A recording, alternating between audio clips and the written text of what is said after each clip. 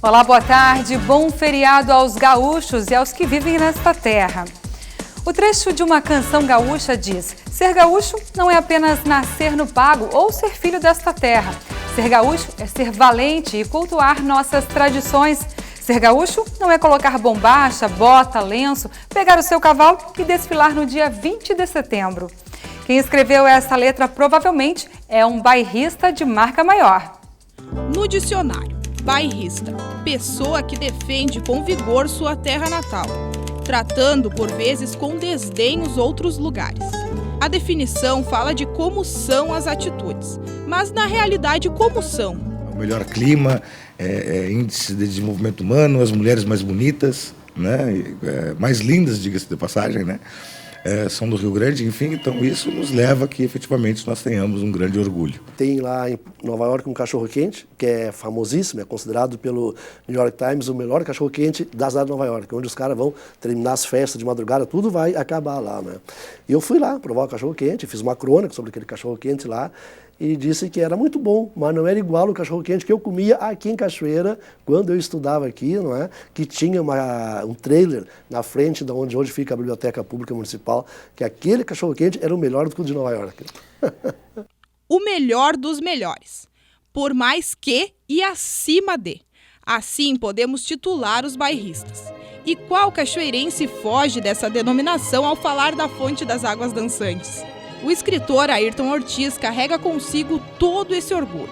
E fui lá para frente olhar, né? Quando começou a primeira música, que é o tema de Lara, né, que abre a apresentação, já senti uma emoção, né? A música, ela sempre traz uma lembrança para a gente, né? É maior até que o visual. Mas quando ela vem acompanhada do visual, e eu vendo todo aquele bailado das águas ali, depois de ter visto em Cachoeira, foi feito para Fena Rosa em 68. Eu vim morar em Cachoeira em 66. A recém estava morando em Cachoeira, era o Murizotti, que vinha do interior para cá, quando foi inaugurada a fonte Artibano Sara, né? E dali para frente viajei pelo mundo inteiro e nunca vi nada tão bonito nesse termo quanto essa nossa aqui, né?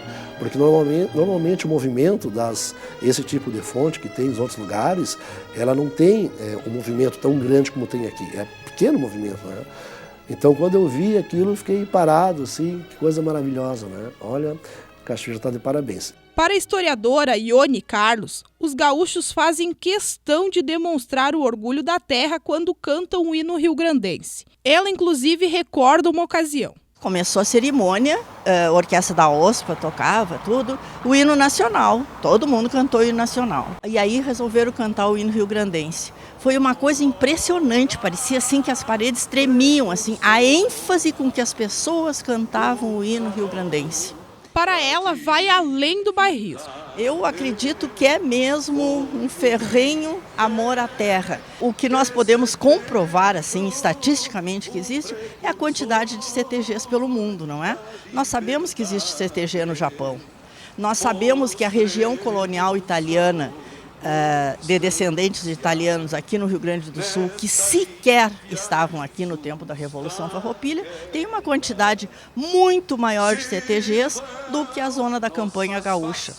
Claro, tem a densidade demográfica também, isso não se discute. Cachoeira do Sul possui grande representação nessa estatística. A cidade tem 5 centros de tradições gaúchas, os conhecidos CTGs, e vários núcleos que se distribuem em galpões, onde se encontra fogo de chão, indumentária, como diz o gaúcho, música tradicionalista, entre tantos outros símbolos. E que não fique de fora as rodas de amizades, daqueles que se juntam para um dedo de prosa, que geralmente vira trova ou caos. Você sabe a diferença da trova e do caos? Da trova e do caos? É. Não. A trova é uma história aumentada. Isso. E o caos é um fato narrado de alguma coisa que aconteceu. Às vezes engraçado, às vezes não, né? Aí eu fui descobrir por que Surungo da Saudade. Rapaz, não tinha uma das moças lá dentro que chegava para ti, olhava para ti e dizia assim: ah, meu filho, mas que saudade daquela época. E assim foi. Se grudou, deu uma volta para lá, para cá, achou uma enfermeira aposentada. Ela já tinha uns 10 anos aposentada, eu acho.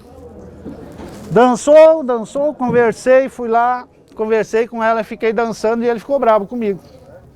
E saiu. Eu achei que o Índio Velho não ia se superar, mas se superou. Arrumou uma Miss Porto Alegre. Fórmula. Mas ó, tava dançando e eu tentando ver como é que era, quem era, né? Só rodeando ele.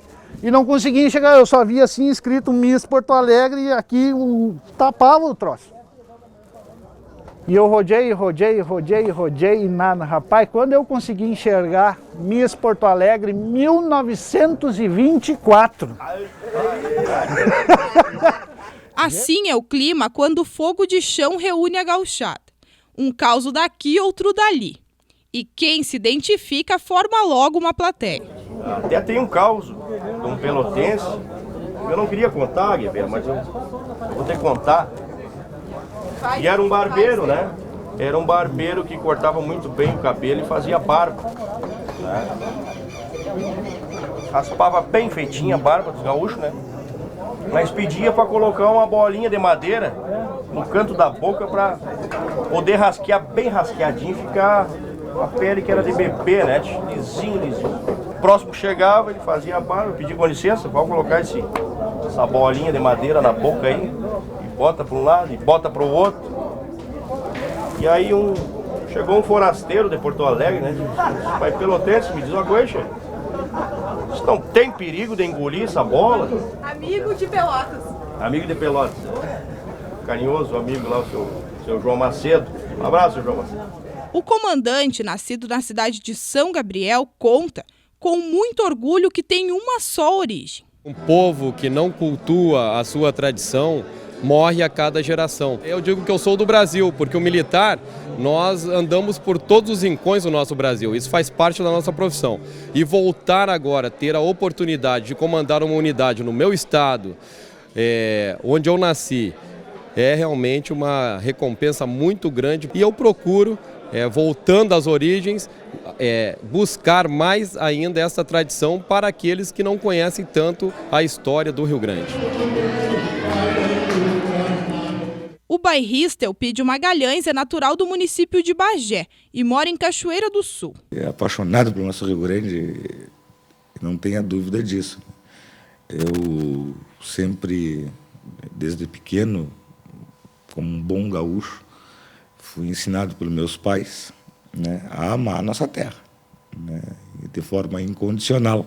No município de Cachoeira do Sul, em todo o Rio Grande do Sul, encontramos diversas pessoas que têm, né, esse orgulho de ser gaúcho. O senhor acredita que isso é uma coisa da cultura gaúcha ou isso é visto em todo o nosso país? Inicialmente, eu acho que dentro do contexto nacional, né, as pessoas elas tratam o gaúcho como separatista, que não quer ser brasileiro, muito pelo contrário. Se nós analisarmos a história, nós vamos ver que até mesmo as revoluções que teve aqui, principalmente a Revolução Farroupilha, lutamos para ser brasileiros, né? Dentro da sorte, é interessante nós destacarmos que o contexto, né, de tanto orgulho do bairrismo, do gauchismo, enfim, é porque essa terra foi conquistada. Né? Foi conquistada diversamente que outros lugares no país, entre outras situações. Mas eu acredito que por ter lutado, por ter defendido, né, de invasões, ter mantido o chão, isso nos traz, né, inexoravelmente que nós tenhamos um amor de forma incondicional. Nossa Semana Farroupilha, nós cultuamos os feitos históricos, os vultos históricos, né, e isso reflete, né, em qualquer recanto do Rio Grande. A historiadora nega ser bairrista, mas falta outra definição que justifique tamanho orgulho. Eu tenho um grande amor pela cidade e convivo com muitas pessoas que têm um grande amor pela cidade e é algo que existe concretamente. Tão concretamente que a gente se irrita muito quando alguém parece que não vê que Cachoeira está se esforçando, que ninguém aqui está de braços cruzados. É cachoeirense trabalhando por cachoeirense. O quero-quero, também conhecido de sentinela dos Pampas, muitas semelhanças tem com o gaúcho. Uma ave de comportamento territorialista defende seu chão anunciando a chegada de qualquer intruso. A bombacha virou o nosso símbolo do Rio Grande, onde mostra o nosso respeito pela cultura E é o estado que mais cultua a tradição, que mais tem coragem de mostrar que é gaúcho, que tem cultura, é o rio-grandense, é o povo gaúcho. Sirvam nossas façanhas de modelo a toda a terra. Gaúchos e cachoeirenses defendem, de fato, a terra de origem. E é por isso que preparamos, além da matéria que você acabou de ver, uma outra reportagem especial para marcar o 20 de setembro. Depois do intervalo, vamos viajar no tempo. Você vai conhecer referências do passado de Cachoeira do Sul, que hoje garantem memórias da história da cidade. Retornar ao passado não é possível, mas com recursos digitais a gente pode fazer de conta. E o trabalho de voluntários que unem forças e mobilizam a comunidade em prol da restauração de prédios antigos. Sabe aquele grupo de trabalho que frequentemente troca de nome, principalmente por crise de identidade? Pois é, não é o caso deste pessoal aqui.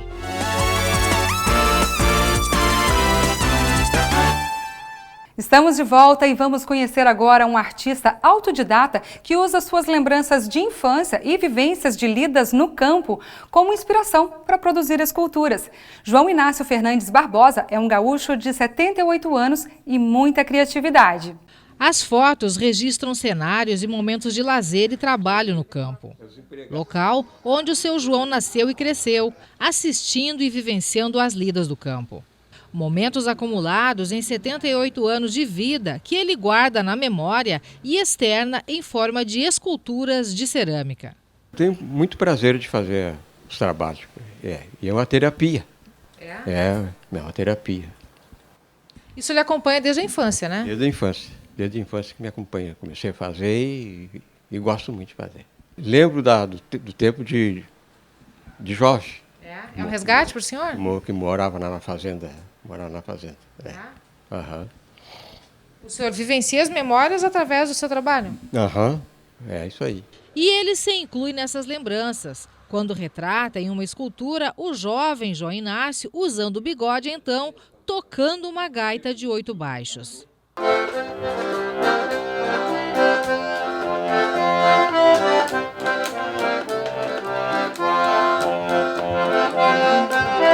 Tudo vem da memória. Penso naquilo que quero fazer e acabo fazendo. Seu João conta que foi criado na fazenda dos avós, no interior de Cachoeira do Sul, e que aos 12 anos de idade começou a esculpir em cera de abelha. Com o passar do tempo, descobriu argila e não parou mais. Desenvolveu sua própria técnica de trabalho. Nunca fez curso.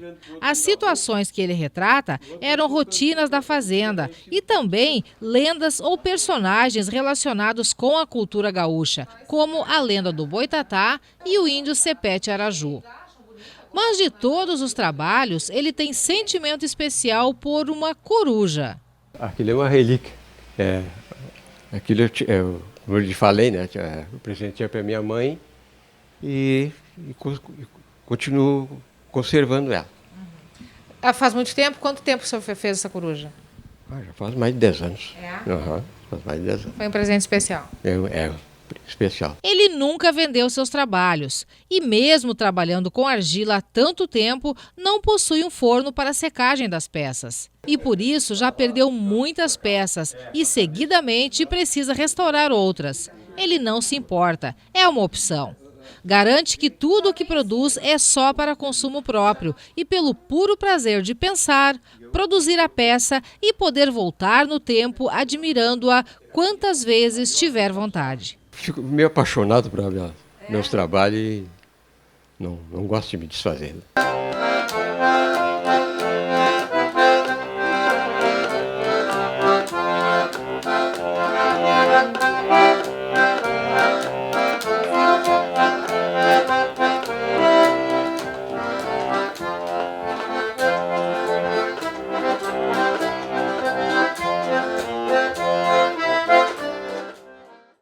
Cachoeira do Sul vivencia uma fase pródiga na restauração e recuperação de imóveis e monumentos históricos. Grande parte desse trabalho deve ser atribuído a voluntários que se mobilizam e unem forças com parceiros oficiais e informais. Você assiste a partir de agora uma reportagem especial sobre a história, os monumentos, as pessoas, sobre Cachoeira do Sul. Ponte do Fandango, a primeira de concreto e aço construída no Brasil. É através dessa cinquentenária, com 180 metros de extensão, que se chega à Cachoeira do Sul, região central do Rio Grande do Sul. Quem é daqui se sente em casa, e quem não é, aos poucos se encanta com as límpidas águas do Rio Jacuí e toda a paisagem do entorno. Nem todos sabem, mas a cidade nasceu e se desenvolveu a partir da margem direita do rio. O município, com cerca de 87 mil habitantes, distante 196 quilômetros da capital, Porto Alegre, e com economia alicerçada na agricultura, pecuária e comércio, foi o quinto criado no Rio Grande do Sul há 196 anos, em 1820. Nós estamos aqui na sala 2 do museu, a sala Primórdios de Cachoeira. Isso porque nesta sala é mantida uma exposição permanente que resgata o iniciozinho da história de Cachoeira do Sul. O nosso patrimônio, ele é rico devido a isso, pelo fato de sermos o quinto município e temos o registro disso em algumas ruas da nossa cidade. Só que a ocupação do território local começou 70 anos antes de 1820. Em 1750, os soldados portugueses foram os primeiros a chegar. E, posteriormente, o tempo e a história se encarregaram de miscigenar por essas terras também índios, negros, espanhóis, alemães, italianos, japoneses e árabes. E dessa mistura interracial surgiu uma cidade com influências e culturas diversas. Todos os grupos foram muito importantes. A arquitetura de Cachoeira é recheada de um pouco de cada uma dessa cultura. Como eu volto a dizer, como nós, Cachoeira do Sul, quinto município mais antigo do estado do Rio Grande do Sul, tem coisas que é a identidade da nossa cidade. Cachoeira, com certeza, tem muito que se orgulhar do patrimônio histórico que tem. Retornar ao passado não é possível, mas com recursos digitais a gente pode fazer de conta. E poder mergulhar neste cenário urbano de uma Cachoeira do Sul de mais de 100 anos é algo impagável. E ter a Igreja Matriz como cenário de fundo é ainda muito mais especial.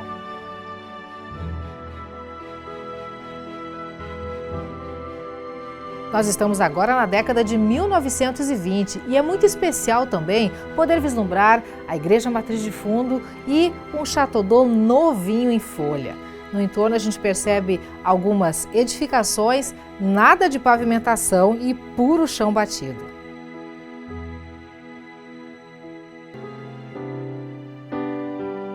Em 1910, o local que hoje conhecemos como Praça José Bonifácio era assim. Muitas paineiras em volta, logo ali o Mercado Público, o grande centro comercial da época e que também dava nome à praça, e logo ali o Coreto, local onde eram realizadas apresentações musicais e onde também funcionou um restaurante. Era lindo.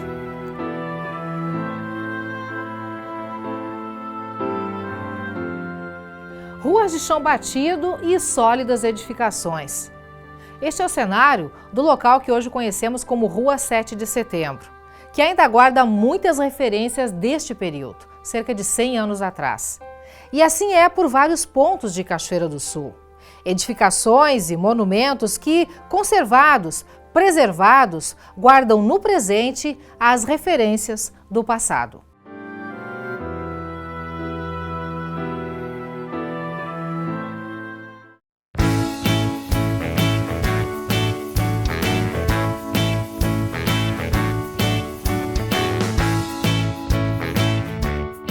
Lá no século XIX, o imperador Dom Pedro II enviou uma correspondência para todas as freguesias, no caso, pedindo que preservassem lápides de túmulos, inscrições em paredes de igreja. Quer dizer, existia já uma legislação solicitando isso. Mas sempre, desde aquela época e até hoje, tudo depende assim da aceitação de quem deveria obedecer essas normas e, por outro lado, de uma fiscalização de quem ordenou isso. E essas duas coisas não aconteceram. Então, por isso, nós perdemos muita coisa. Talvez a maior perda patrimonial histórica local tenha sido a primeira estação ferroviária construída em 1883, cujos trilhos cortavam o centro da cidade. O crescimento urbano, trânsito e aumento de edificações em volta foram as justificativas para a demolição em 1972. No lugar, surgiu a Praça Honorato de Souza Santos. O Conselho Municipal do Patrimônio Histórico e Cultural de Cachoeira do Sul foi criado em 1981. E foi a partir daí que, segundo Ione, a proteção de imóveis e monumentos que guardam significativos traços de história passaram a ser mais considerados. Desde então, 113 prédios já foram inventariados e desses, 14 foram tombados. O bem inventariado só pode sofrer mudanças internas. Por fora tem que ser preservado integralmente. Já o tombamento garante a preservação total e somente permite restauração. Por que a gente quer preservar o patrimônio? A gente quer preservar para guardar coisas velhas, para brigar com quem quer demolir? Não. Nós queremos preservar a nossa identidade. Essa é a nossa cachoeira. Há mais de 30 anos, a Ione estuda e se envolve com preservação patrimonial. Apaixonada pela causa, mesmo depois de aposentada, ela segue com trabalho voluntário à frente do Compac. A escolha da Praça Borges de Medeiros para essa gravação foi dela. Neste local, ela brincou e cresceu, e mesmo sem perceber, na época, ela acompanhou trechos de mais uma história local, que começou há 91 anos. Enquanto a cidade crescia e a prestação de novos serviços básicos foi sendo ampliada, a construção de novas referências históricas também foi sendo construída. Este reservatório d'água, inaugurado em 1925, é um exemplo disso. Ele é uma das principais referências iniciais da hoje conhecida Praça da Caixa d'Água. Quem é, Helena, que tu conheces outra cidade que tenha um espaço como esse aqui onde nós estamos? Aqui na Caixa d'Água, a gente chama a Praça da Caixa d'Água, né? Na Praça Borges de Medeiros, concluída em 27, já funcionando em 25, quando a água vinha lá do Chateau d'Eau por gravidade, ela era levantada na beira do rio e até o Chateau d'Eau vinha por gravidade e num reservatório subterrâneo. Pouquíssimas pessoas sabem que aqui embaixo tem um reservatório.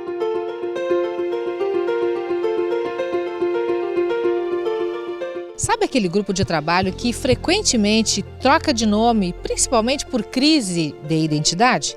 Pois é, não é o caso deste pessoal aqui. Eles trocam de nome sim, frequentemente, mas tudo tem a ver com a identificação do próximo monumento histórico que eles vão encampar para reconstruir ou para restaurar. A célula do grupo se formou em 2010, quando ruiu uma das cabeceiras da Ponte de Pedra, monumento datado de 1832. A urgência da situação não podia esperar pela burocracia e falta de verba da prefeitura. Porque ali não foi um restauro. Ali foi realmente a cabeceira da ponte estava desabada e a gente fez o que pôde para salvar a ponte do rio. Nós estávamos fazendo um abaixo-assinado, então chamamos de movimento porque era uma coisa da população, do cidadão, tinha um sentido assim de transformação. Foi feito o projeto e restauro, está sendo tudo feito dentro das regras, né? E agora a questão da Ferreira, a gente criou um novo logotipo, mas mantivemos o nome Movimento pela Restauração de Ferreira, porque também é uma coisa cidadã, assim. E qual será o próximo? Vamos ver o que vamos fazer depois, né? Eles não param. São engenheiros, arquitetos, advogados, professores, funcionários públicos, pessoas da comunidade. Em comum, a paixão pelo resgate e preservação da história. O grupo é informal, mas já conquistou e pode contar com respeitáveis parceiros como o Exército, empresas, instituições, cidadãos comuns e poder público. Com certeza a organização das pessoas em torno, né, de resolver alguns problemas que tem na cidade é muito importante, né, e principalmente a organização desse grupo, né, que é pró-restauro, né, de todos os espaços antigos que tem na cidade e que precisam ser conservados. Nós fomos procurados pelo grupo no início do governo, entendemos que era importante a gente realizar esta ação, né, e esta ação tem sido acompanhada pelo grupo, né, com todo o empenho da administração municipal para que ela ocorra da melhor forma possível. É impressionante o trabalho voluntário, como ele nos dá força. Coisa que tu não pediria para ti, tu pede em nome de uma causa nobre, e as pessoas vêm, as pessoas ajudam com o trabalho, com a divulgação, às vezes até financeiramente. Então acho que cria uma nova dinâmica assim, para o patrimônio, não se torna aquela coisa elitista, afastado da população, ela se torna próxima, exequível. A finalização das obras de restauro do Paço Municipal está prevista para o mês de novembro. Mas, paralelamente a isso, o grupo já assume uma nova identidade e também já encampa um novo projeto.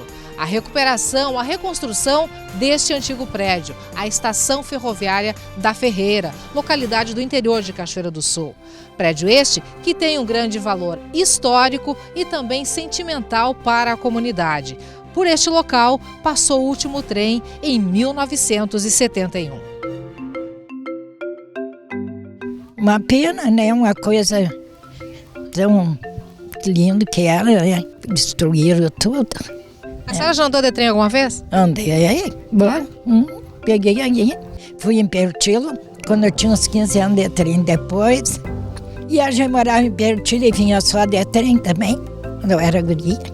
Fui em Itaqui e pegava o trem aqui, era bom. É. Mas agora tá terminado, né? Não tem mais. Era uma coisa muito bacana, né?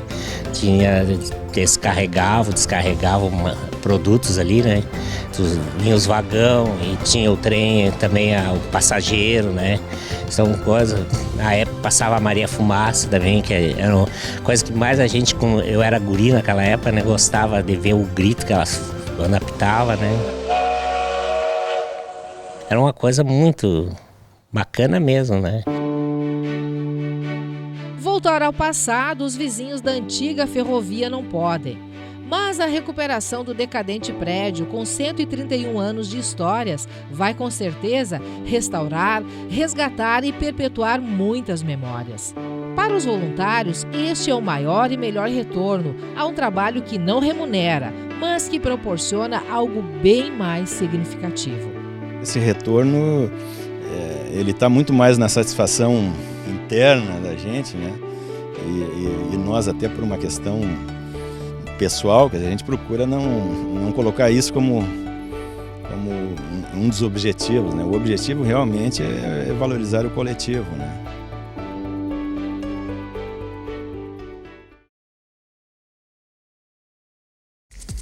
No próximo bloco, uma escalada no Chateau d'Eau. São detalhes e curiosidades do Monumento Maior de Cachoeira do Sul. E você vai ver também. A recuperação dos 3 monumentos que compõem o sítio histórico de Cachoeira do Sul é algo há muito esperado pelos cachoeirenses. Isso porque, para as pessoas que moram aqui, a Igreja Matriz, o Chateau d'Eau e também o Paço Municipal representam muito mais do que simples prédios, do que simples monumentos tombados pelo patrimônio histórico. Eles fazem parte da memória afetiva das pessoas. Chateau d'Eau Paço Municipal e Igreja Matriz, o principal sítio histórico de Cachoeira do Sul. Essas 3 imponentes construções estão em fase de restauração. Nessa segunda reportagem especial sobre o patrimônio histórico de Cachoeira, você vai ver os mistérios do Castelo de Águas e como tudo isso afeta a autoestima dos cachoeirenses. Nós viemos até o centro da Praça Baltazar de Bem para mostrar um pouquinho para vocês sobre a história desses principais pontos turísticos de Cachoeira do Sul. A Miriam Hitzel é pesquisadora, há quase 30 anos ela convive e vivencia a história de Cachoeira do Sul e também tem essa responsabilidade de no dia a dia transmitir todo esse trabalho de pesquisa. E sobre esses 3 pontos nós vamos falar a partir de agora com ela. Miriam, 2016 marca o resgate do sítio histórico de Cachoeira do Sul. Como pesquisadora, como é que tu vê tudo isso? Eu vejo como um resgate muito importante, porque se nós formos pensar em história de Cachoeira, formos pensar no que é representativo arquitetonicamente ou no espaço físico da cidade, da nossa história, nós logo lembramos da igreja, não é? Do Paço Municipal e aí o Chateau d'Eau, logicamente, que compõe, não é, esse espaço. Então, transformar isso aqui num centro histórico, acho que é muito positivo para nós. Interessante marcar que um prédio que foi especialmente construído para sessões da Câmara, para, digamos assim, acontecimentos nobres e importantes, não é, dentro da história do município, ele foi primeiramente ocupado pelos presos da cadeia. Então, os primeiros ocupantes deste prédio foram justamente os contraventores da época, não é? Isso em março de 1865. Depois, quando Dom Pedro II passou por aqui, naquele mesmo ano de 1865, e percebendo que em Cachoeira não havia um hospital ou uma casa de saúde que pudesse tratar principalmente os soldados, as pessoas que se movimentavam em direção ao Paraguai para participar da Guerra do Paraguai, ele aconselhou então que esse prédio novo, recém-construído, fosse utilizado como um hospital militar.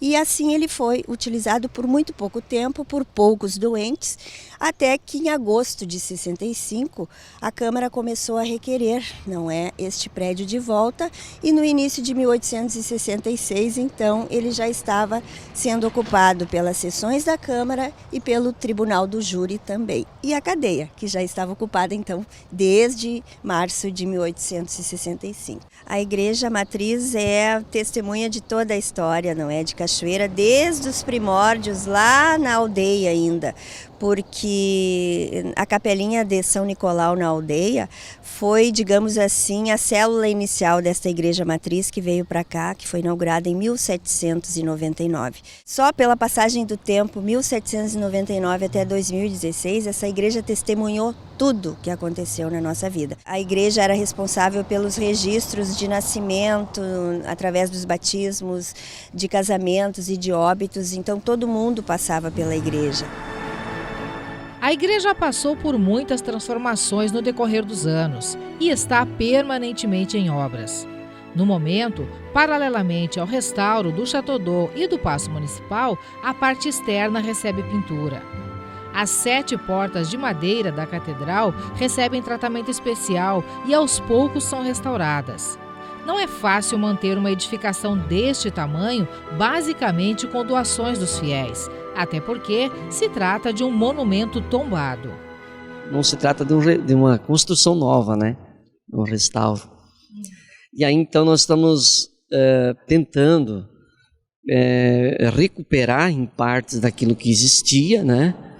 E também mostrar um pouquinho da história. Por detrás dessas paredes todas, né?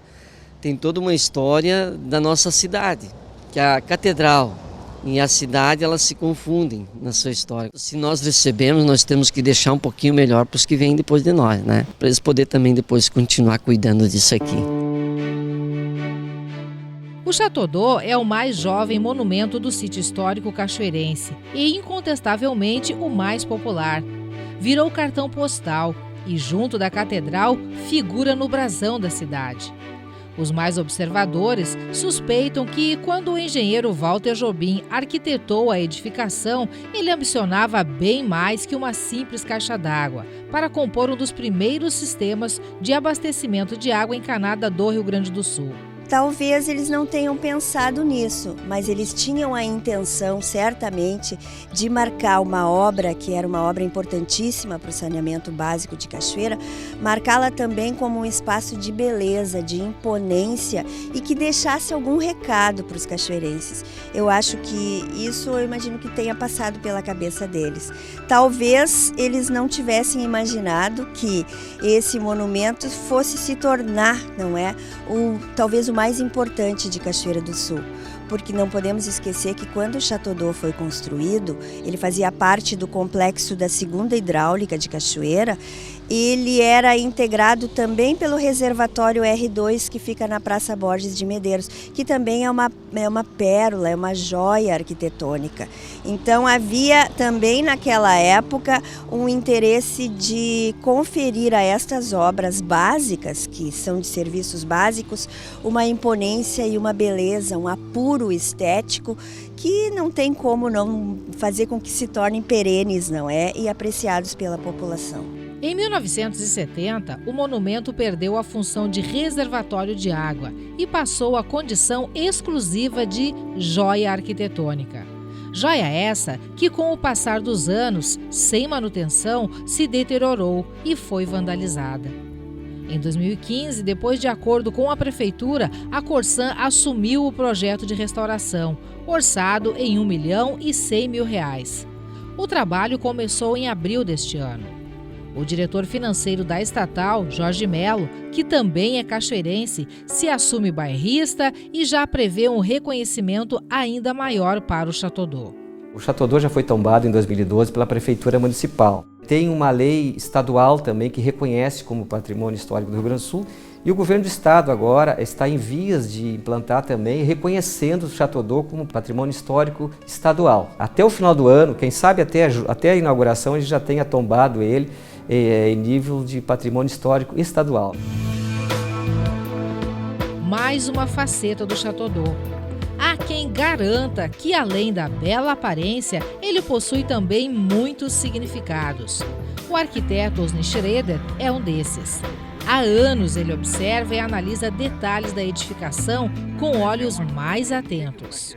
Para mim, um dos pilares, né, simbólicos do Chateau d'Eau é a presença do número 3, né, que é um número que no simbolismo significa a estabilidade, significa o equilíbrio, né, e que ele está presente em vários pontos no Chateau d'Eau, né, a começar pelo próprio número de palmeiras originais, né, na sua circunferência mais externa, né, são 12 palmeiras, 2 mais 1, somando os algarismos dá 3.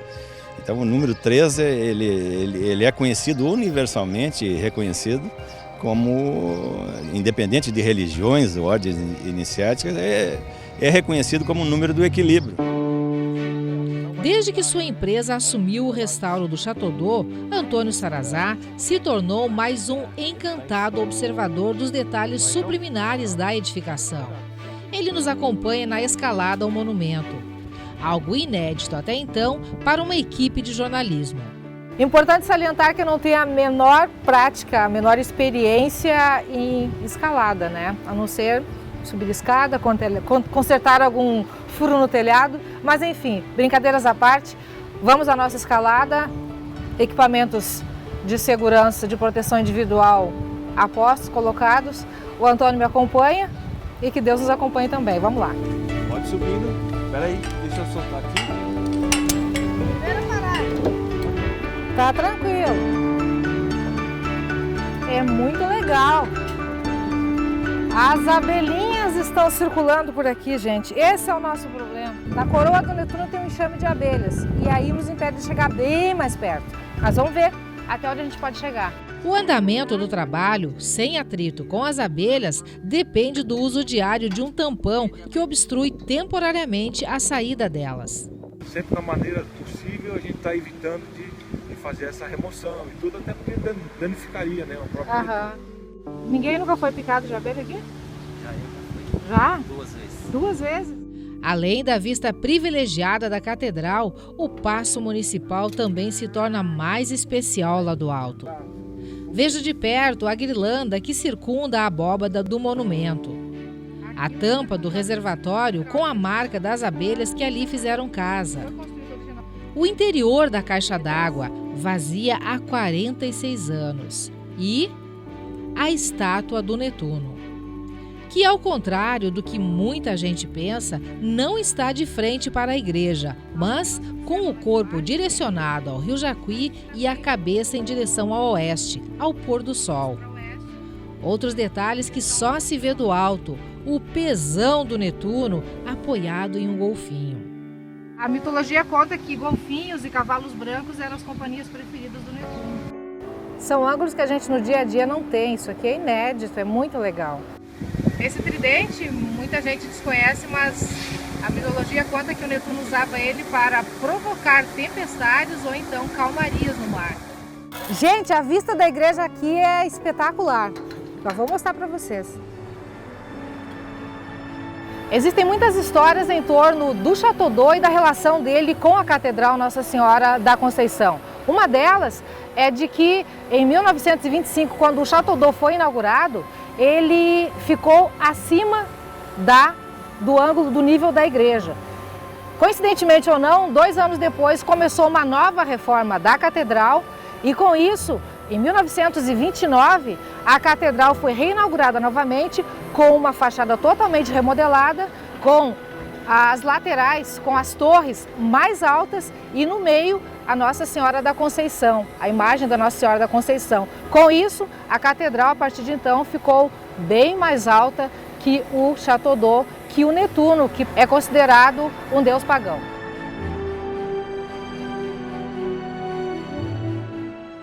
Vamos começar a nossa descida.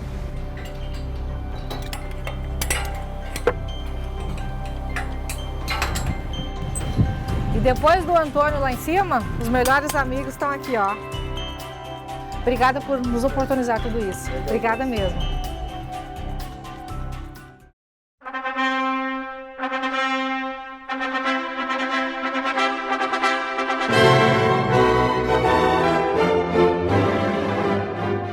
É um binômio consagrado na cidade, né? Com certeza. Foi uma opção de primeira, né?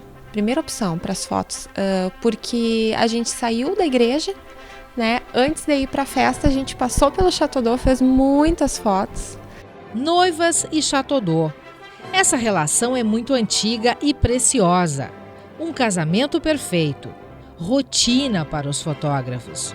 Sim, era um ritual, não tinha como tu escapar disso, assim, sabe? Mesmo que tu casasse numa igreja que fosse longe do Château d'Eau, tu tinha que atravessar a cidade e fazer esse registro, não tinha como.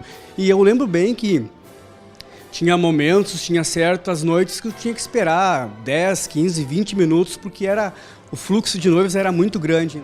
Essa rotina foi alterada nos últimos anos, desde a interdição do local. Ficou complicado, né? Porque as noivas, elas pedem fotos externas, né? Isso é automático, tu tem que ter algum registro na rua. Château d'Eau era a parte mais bela da cidade e fica difícil. Sem ele, fica complicado. Muitas vezes a gente sai, dá uma volta, tem alguém lá no final de semana tirando uma foto. Então já fica meio que implícito, assim, vai fazer uma festa, vai fazer uma fotografia, vai até o Château d'Eau, né? A Paula e a irmã Alana usaram o Château d'Eau como cenário para as fotos de 15 anos. E quando a Paula casou, de novo, não teve dúvidas.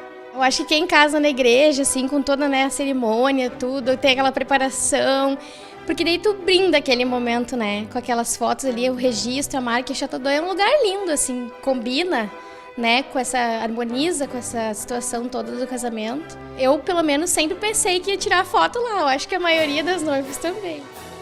Eu acho que a beleza de tudo isso também fala muito numa cerimônia, né, um local assim próprio para, de fato, fazer a festa, quem vai casar, vem meninas de 15 anos também fazer suas fotos ali. Então o local é apropriado, de fato, para um momento assim como esse. A recuperação dos 3 monumentos que compõem o sítio histórico de Cachoeira do Sul é algo há muito esperado pelos cachoeirenses. Isso porque, para as pessoas que moram aqui, a Igreja Matriz, o Chateau d'Eau e também o Paço Municipal representam muito mais do que simples prédios, do que simples monumentos tombados pelo patrimônio histórico. Eles fazem parte da memória afetiva das pessoas. Eu, pelo menos, eu ia com a minha família de noite, às vezes, final de semana. O Chateau d'Eau, para mim, é um dos símbolos de Cachoeira. Eu me batizei na Catedral Municipal. Ali é muito bonita a catedral. Tem um significado especial. Tem um significado especial para mim. O Chateau d'Eau, eu acho que é o ponto turístico mais bonito que tem na cidade. Eu acho uma maravilha a igreja, o Chateau d'Eau, porque é linda demais a igreja e aquele ponto ali, né, de Cachoeira para nós. Eu acho que o Chateau d'Eau não tem quem não seja natural da Cachoeira que não tenha significado, né?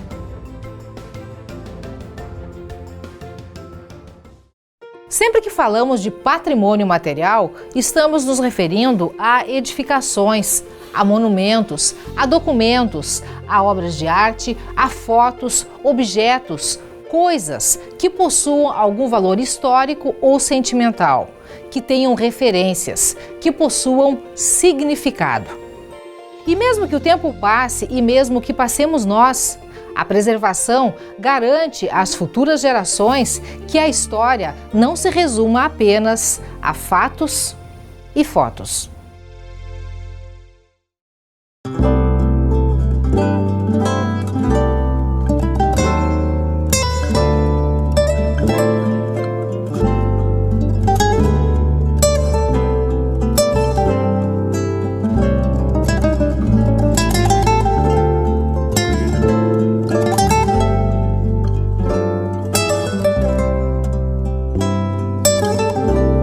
Venho vindo das Campinas, deste Rio Grande de Deus. Venho atrás dos teus carinhos, dos meigos sorrisos teus.